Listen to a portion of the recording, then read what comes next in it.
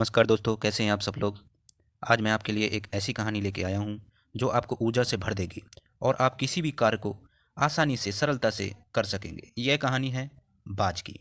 जैसा कि आप जानते हैं, पूरी दुनिया में पक्षियों की हजारों प्रजातियाँ होती, सभी के वही दो पंजे, दो पंख और एक गर्दन होती। लेकिन इन्हीं में से एक ऐसा पक्षी है जिसकी अलग ही पहचान है, जो आसमान का सीना चीर कर हजारों मीटर ऊपर बहुत ही अधिक रफ्तार से उड़ सकता है, जो खुद के कई गुना अधिक वजन के शिकार को अपने पंजों में दबोच कर उड़ जाता है। और इसी लिए उसको पक्षियों का राजा बाज के नाम से हम जानते हैं। एक बाज इतना ऊंचा मुकाम हासिल करता है अपनी ट्रेनिंग और अपने पुनर्जन्म की वजह से। अगर आप भी इस दुनिया में एक मुकाम हासिल करना चाहते हैं तो एक बाज बनने का पूरा सफ़र आपको जानना बहुत ज़रूरी है।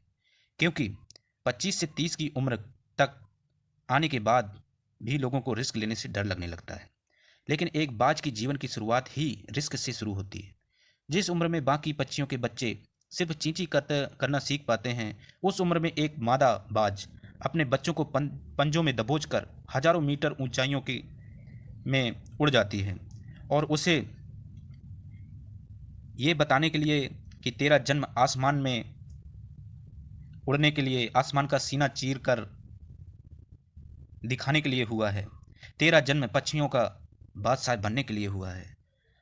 जमीन से हजारों मीटर ऊपर ले जाकर मादा बाज अपने पंजों से उसे छोड़ देती है। और यहीं से शुरू होती है उसकी हाई रिस्क ट्रेनिंग। जो चूजा जमीन की तरफ तेजी से गिरने लगता है, थोड़ा नीचे आता है तो उसके पंख खुलने लगते हैं। नीचे आते आते वो अपने पंख फड़फड़ाने लगता है, लेकिन वो अभी तक उड़ना नहीं सीख पाता है। जो जमीन से कुछ ही ऊपर होता है, ऐसा लगता है कि कुछ ही सेकंड में उसका जीवन समाप्त हो जाएगा। लेकिन अचानक एक पंजा उसे अपने गिरफ्त में ले लेता है और आसमान में उड़ जाता है। वो पंजा होता है उसकी माँ का, जो उसके पीछे उड़ रही होती है। उसकी ये ट्रेनिंग तब तक चलती रहती है जब तक वो उड़ना सीख नहीं जाता है। इतनी हाई रिस्क ट्रेनिंग होने के बाद इस दुनिया को मिलता है एक बाज। यही बाज बारिश के वक्त, जब सारे पक्षी आश्रय तलाश करते हैं, तब आस बारिश में आसमान को चीरते हुए ऊपर निकल जाता है और बादल से कहता है, तू बरस ले जितना बरस सकता है। और फिर नीचे आकर चैलेंज करता है। एक बाज की उम्र लगभग 70 साल की होती है। जब वह 40 साल का होता है, तब एक परेशानी उसकी जिंदगी में मौत बनकर आती है, जो आपकी परेशानियों की तुलना में बहुत बड़ी है। लेकिन 40 साल की उम्र में बाज की चोंच इतनी मुड़ जाती है कि शिकार निगलने में बहुत परेशानी होती है। उसके पंख इतने भारी हो जाते हैं, छाती से चिपकने लगते हैं, जिससे उड़ना बहुत मुश्किल हो जाता है। उसके पंजे लंबे लचीले हो जाते हैं, जिससे वो शिकार को सही से पकड़ नहीं पाता है और अपने जीवन को मजबूरी से जीने लगता है, जो उसको बिल्कुल पसंद नहीं है।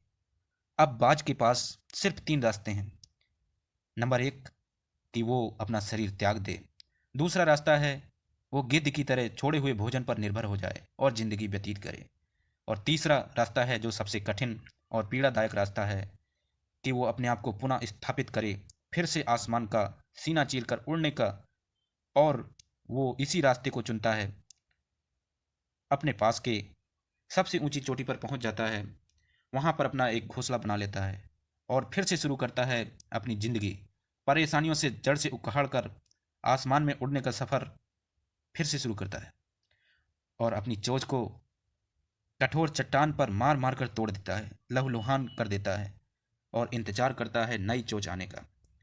उसके बाद अपनी चोंच से अपने पंजों को काट देता है और फिर इंतजार करता है नए पंजों के उग जाने का। उसके बाद एक एक पंख को अपने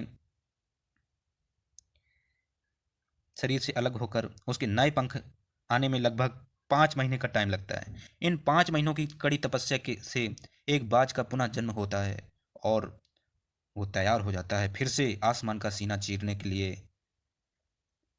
इसी प्रकार आपके पास भी 3 रास्ते होते हैं। पहला रास्ता लोग चुन लेते हैं और परेशानियों में दबकर एक बहुत ही बुरी जिंदगी जीने लगते हैं। कुछ लोग दूसरा रास्ता चुनते हैं और परेशानियों का बोझ पड़ते ही अपने लक्ष्य को छोड़कर एक नॉर्मल लाइफ जीने लगते हैं। और कुछ लोग वो होते हैं जो इन परेशानियों को लात मारकर अपनी मेहनत के दम पर बाज की तरह आसमान की बुलंदियों को छूते हैं। तो दोस्तों, बाज की इस ट्रेनिंग से हमें बहुत बड़ी सीख मिलती है कि अगर रिस्क लेना पड़े तो लो, और अपने फील्ड में इतना ट्रेंड हो जाओ कि उस फील्ड में आपसे ऊपर उड़ने के बारे में कोई सोच ही ना सके। तभी आप अपने फील्ड के बादशाह कहलाओगे।